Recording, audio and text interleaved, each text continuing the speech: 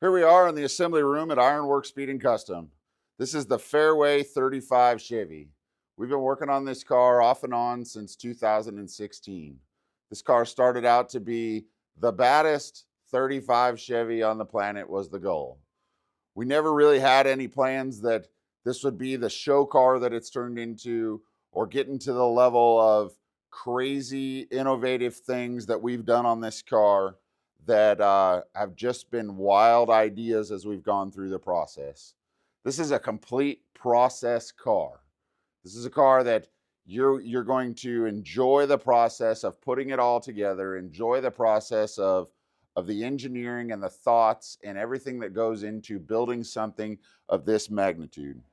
As of today, it is January 15th. We are 14 days away from unveiling this car in Pomona, California at the 75th Grand National Roadster Show. We're hoping to compete for the Slonaker Award. It's a very prestigious award that's been won by some very nice cars. The customer has named the car jokingly, No Excuses, because that's what Wheel Hub called the car when it was in Wheel Hub magazine and bare metal. In 2022, we took this car to the Gathering of the Rock in Oklahoma and drove it on the road tour that they had, and then brought it back here and did about 500 total miles of road testing to dial in the spring rates for the torsion bars. We decided to make a cam swap and go with something that sounded a little bit more healthy.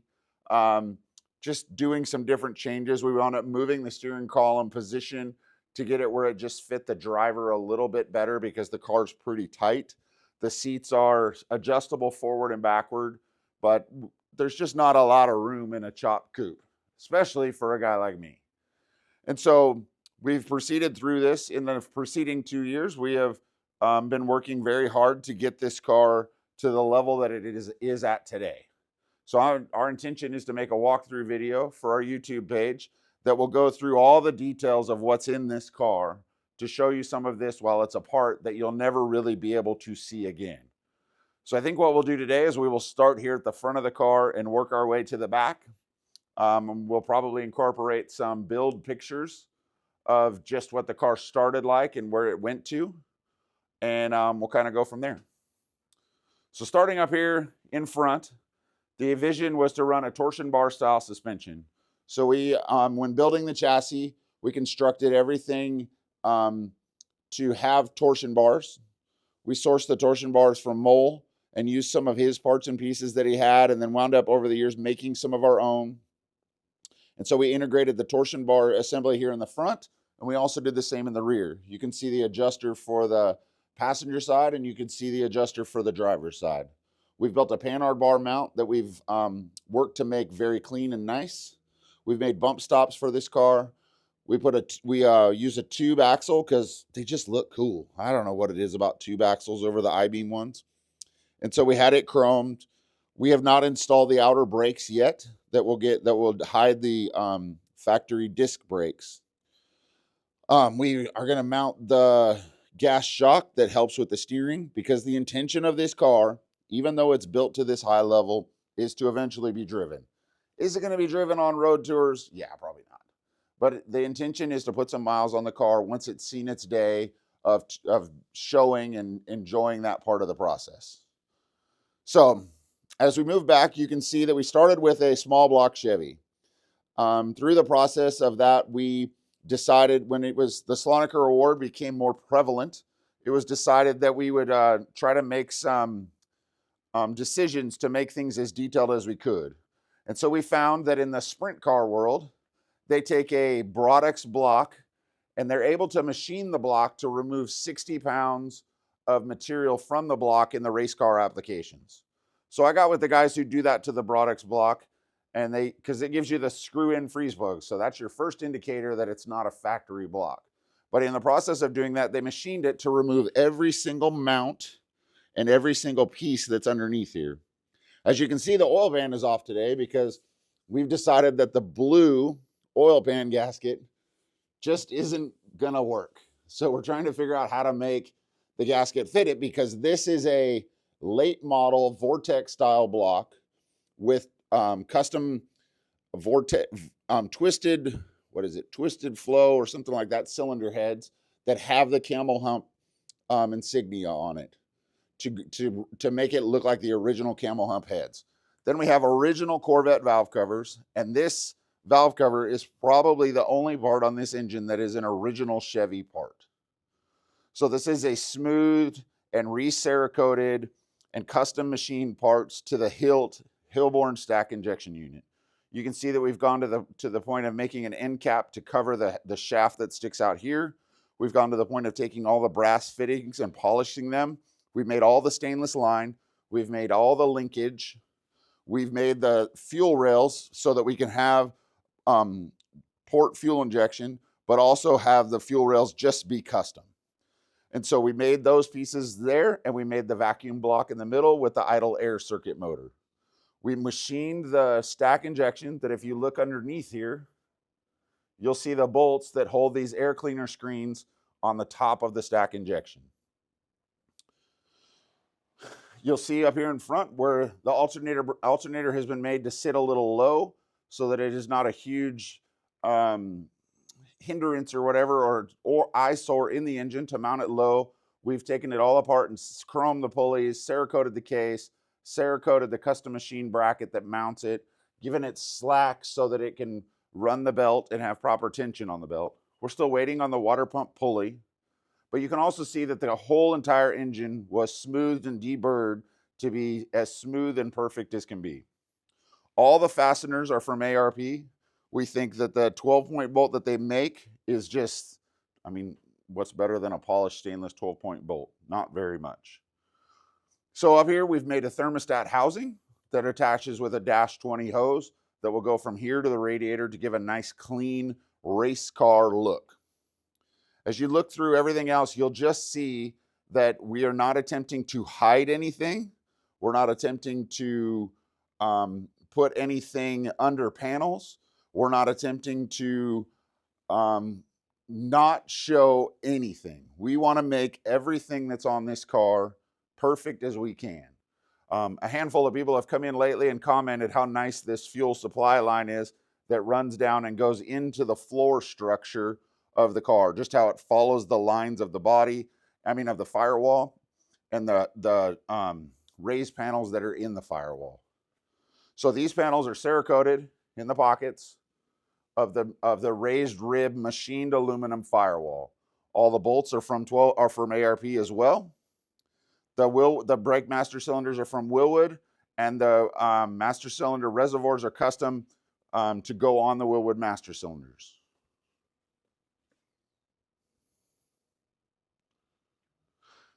As we work our way down, you'll see that we've made this mount here to attach the custom radius arms to that have been cerakoted and polished inside the holes. This mount on here was made to be removable so that we could adjust caster based on the final ride height, but you can also see the Cerakote inlaid detail in that bolt-on mount.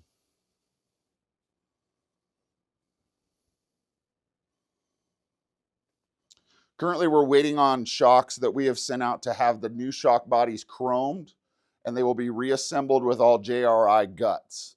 So they will give us a original looking shock that's all chrome plated by Sherms, just like everything else that they've chrome plated. And it will go on the car to give it the best valving we can for when the day comes that it actually gets driven. So on the side of the car, underneath the hood and under the side panels, we wanted to come up with some hood bumpers that would allow us the adjustment to adjust, but also allow us to not have visible screws. So through a lot of decisions and thoughts, we decided to come up with this rubber that we found, and we machined these pieces here that have this adjustable ridge. So this ridge can be machined down, and this rubber can be downsized if we wanted. And so this rubber would slide through this piece, and then it would go over this rib in the middle to allow you to have the high point raised to show the hood bumper being above. Then you would snip this off on the back side with a razor blade so that it would be flush, and then this would bolt on to the different parts of the car to allow you to have an adjustable shim with hidden fasteners. Not just a clip, not just plug and play rubber moldings. In between these pieces, we have replaceable bumpers that also allow you to keep the paint from rubbing on the car. So that's just one of the many small details that go into the car, of just trying to think through the process of making these bumpers sit in the car.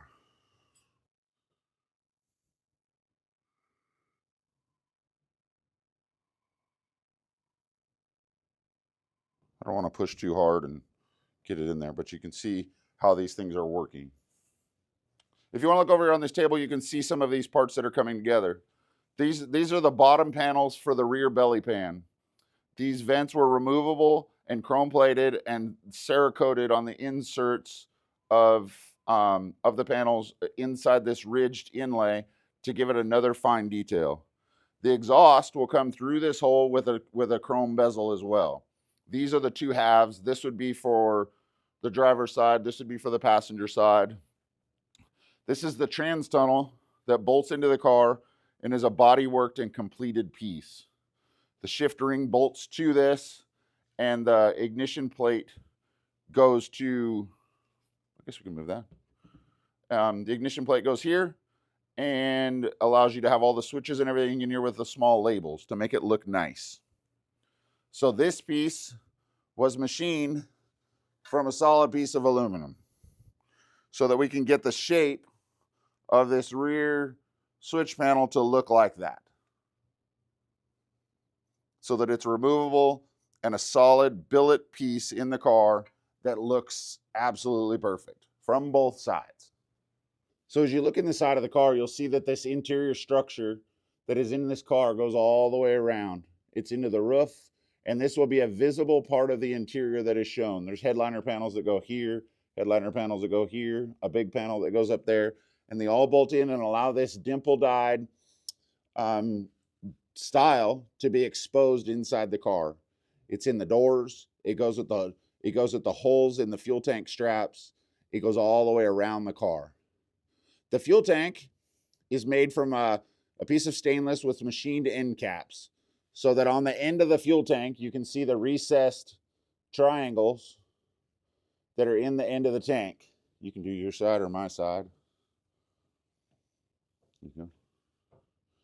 So that was allowed to give the details that go in the end of the tank. So the tops, the covers were made to cover the fuel pumps and to cover the fuel level sending units, with all the wires and everything hidden inside the straps and the fuel tank.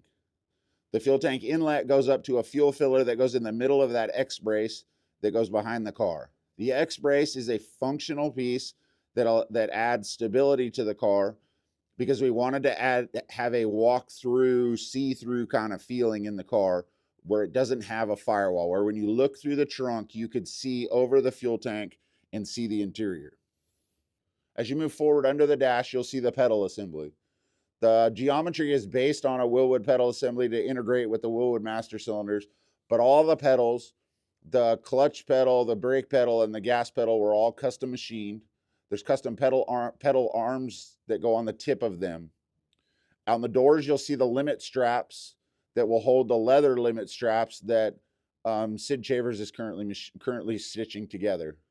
There's kick panels and everything that go inside the car, up underneath the dash, and that will all get installed here soon. Underneath, you'll see that the ECU for the engine wiring harness is in there. You'll see the coil is mounted under there, and you'll see the pass-through in the firewall for the engine harness and for the ignition wire to go to the distributor. As we move around to the trunk of the car, you'll see that the X brace here is from the back side of the fuel tank. You'll see the Cerakote inlay that's in there around all the polished holes. Inside of all the pieces is a very consistent theme in everything we've done. It bolts down here to the structural part of the floor that also bolts right inside the body mount. You'll see the back end of what we call the fuel tank bracket underneath the fuel tank that allows all the wiring and everything to be hidden underneath that and go into the double layered floor. In this double layered floor, you'll see where the brake lines sit. You'll see where they connect here. You'll see where they connect on the outside to go to the calipers. You'll see where the wiring comes through to go to that, so that everything can be hidden inside the car, but not shown on the bottom side of the car. You'll see the fuel lines that are coming here that route inside this fuel tank, inside this double layered floor, and go into the fuel tank. You see the base panels that go here that have some aluminum 3D printed panels that sit here. So as you can see, we have a 3D printed panel that just needs to be body worked and prepped to be wrapped. So this piece is designed to fit around everything that sits here. Then there's another panel that will be upholstered that goes around this trunk latch striker mount. And in here, we still need to paint the Cerakote inlay that goes in that part. Then on the other side, you have a panel that goes here, and then this panel will get magnets. And once this one is bolted in place, this will magnetize over that and give the detail of that part of the trunk. Then there's another panel that goes up here that goes behind the trunk mount. Part of the other thing that's very interesting is we were trying to figure out a way to make the trunk seal a detailed part of the car. So we came up with a way to machine this piece that bolts onto the trunk and will hold the trunk rubber in here in a very consistent fashion around the trunk bay and give you the holes, give you the bolt detail that goes around it. Plus the X-brace takes up 2 of those holes as you go around the trunk. We integrated the part of the mount for the, I guess, the detent straps that we made for the trunk because we didn't want to run gas shocks. We still wanted it to have some old time feel in everything that was in this car. And so in doing that, we've made the interior panels that are currently at upholstery. We have made we body worked the inner fenders to be an exposed part of the detail of the interior. Then there's a carpet panel that will go over this and goes right down to here and right down to here to cover the floor here. And the floor inside will be in this matte blue finish that has some chromed recess panels that go inside the interior of the car. Here we are with either, I believe this is the rear backing plates that go in the car, but this will help explain to you the level of detail we've gone to in this part. So we got a wild idea after these were Cerakoted to give it this smooth but rustic finish that we wanted to polish the high spots of these wheel drum backing plates. The drums also have the polished ribs on the top of them to just add to the detail. And you can just imagine the amount of masking and polishing and painting and polishing and masking and everything else that's gone just into these parts, let alone the other set of brake drum backing covers, let alone the brake drums, let alone all the other inlaid details that are in the firewall and in those other parts and pieces. Here's a seat that we used for mock-up that we printed a few years ago that was used to develop the billet seats that we eventually went to. The reason for these seats was a few things. One is we wanted to chrome the seats. And there's a lot of great craftsmen out there that can do many great things, but I'm not sure you're ever going to be able to metal finish an aluminum seat with the details that are in this seat, let alone get the thickness or the weight out of it to where it looks like a substantial seat and not just a super lightweight aluminum seat that you're just never going to get as smooth as the billet seats. So here's the aluminum seats of where we ended up. So the leather was upholstered by Sid Shavers. He made the seam inlay here, and he made the seam inlay here in the middle. Sid went on and on about how this seam inside is so special because he had to make 2 cushions in order to get this seam right, because it would always have a little bit of ripple in it when it was sitting in here this way. So as you look at the seat, I can turn this around here. As you look at the back of the seat, you can see this was machined from one piece. You can see how smooth it is, how perfect the chrome is. You can see that this is a multi-piece assembly that has the backing plate, the middle section, and then the other side. And then the bottom base that goes over the seat sliders that bolt in the car. So here's the one-off wheels that we developed a few months ago. We had run another set of wheels for a long time and we really liked them, but we found out that the limited run was a little bigger than what we were initially told. And so we wanted something that was a little more original for the car. And so we kind of worked on taking some design elements from those wheels and putting these wheels together. These wheels were designed in-house, machined by EVOD for us, and we have currently at this point polished the lips. We've made these block-off plates to cover the pockets so that when it is blasted, the raised ridges underneath here will stay smooth, because we're going to shot peen the heck out of this surface here, and we're printing block-off plates for the center of the wheel here. And then we will mask off this section of the wheel and have this heavily blasted to then Cerakote a gold finish over the top of it. So the front wheels are 16 by 5 and the rears are 18 by 7. They're machined from solid chunks of aluminum. The other thing we did is on the back side, we wanted to make the wheel clean. And so it's clean. It almost looks like another wheel on the back side of the wheel.